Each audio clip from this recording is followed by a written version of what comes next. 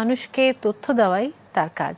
কেউ যেন তথ্যের অভাবে অথবা ভুল তথ্যে বিভ্রান্ত না হন তা ভেবেই ব্যতিক্রমী এই উদ্যোগ নিয়েছেন ঢাকা কলেজের তৃতীয় বর্ষের ছাত্র ওবায়দুল্লাহ।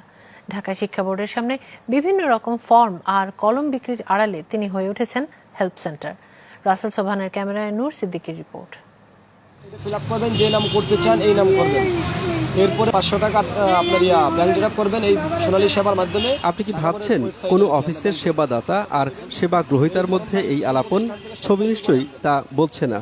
ছবি বলছে এটি ফুটপাতের সাদামাটা কোনো খণ্ড দৃশ্য মাত্র। তবে একে গল্পাংশ ভাবলে ভুল হবে, কারণ এমন শত শত মানুষকেই প্রতিদিন তথ্য দিয়ে যাচ্ছেন ওবায়েদ। ঢাকা শিক্ষা বোর্ডের সামনের রাস্তার ফুটপাথে পাবলিক হেল্প ডেস্ক খুলে বসা ওবায়েদ মূলত ভ্রাম্যমাণ ব্যবসায়ী। কলম, ঢাকা বোর্ডের বিভিন্ন রকম ফর্ম ইত্যাদি তার পণ্য, যার দামও নামমাত্র। তবে বোর্ডে আসা শিক্ষার্থী, শিক্ষক কিংবা অভিভাবক সহ পথচারীদের তথ্য দিয়েই তার দিন চলে যায়। তাছাড়া আর কোনো কাজ নেই, আপনি এটা এখন সেট করে জমা দিতে পারবেন, কোনো সমস্যা নেই।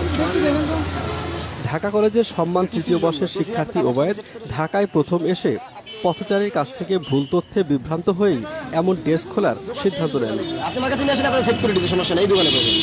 আমি একবার গেছি শিক্ষা ভবনে, যাবো কোন জায়গায়, কিন্তু শিক্ষা ভবনটা আছে হাইকোর্ট মাজারের অপর সাইডে, হাইকোর্ট এর অপর সাইডে, কিন্তু আমার এসে দেখা দিচ্ছে শিক্ষা ভবনটা আপনার বক্সি বাজার। শিক্ষা বোর্ডে এসে বানায় ফেলে যে শিক্ষা ভবন, শিক্ষা বোর্ড এক জিনিস, শিক্ষা ভবন আর একটা। আমি সঠিক তথ্যটা তার কাছে পাইছিলাম না। পাবলিকে তো কোনো সঠিক তথ্যর সঠিক হেল্পটা মানে আপনি সেবাটা আমার কাছ থেকে পায়, আর এই জন্য আমি এটা আমার নিজের মেমোরিতে আমি এটাই করছি। যারা ওবায়দের কাছে তথ্য নিতে আসে তারাও যে উপায়হীন হয়ে আসেন তা স্পষ্ট তাদের কথাই। চলতি পথে চেনা মানুষ ছাড়া সবাইকেই প্রতারক ভাবে বেশিরভাগ মানুষ। যাদের থেকে সাহায্য তাদের আর কি পাওয়া যায় নাই, বলছে অন্য কারোর সাথে কথা বলে দেখার জন্য এখানে আসছিলাম। নরসিংদীর মনোহরদী থেকে আসছি এখানে আমার ভর্তি বাতিল করার জন্য। তিনি আমাকে সকল বিষয় বলে দিলেন, এখন আমি আমার মতো কাজ করবো আর কি। সরকারি অফিসগুলোতে যেখানে তথ্য কর্মকর্তা থাকার পরও সেবা গ্রহীতারা দুর্ভোগে পড়েন, সেখানে ওবায়দের এই উদ্যোগ কিছুটা আলো দেখায় নিশ্চয়ই। নূর সিদ্দিকী, মাছরাঙা সংবাদ, ঢাকা।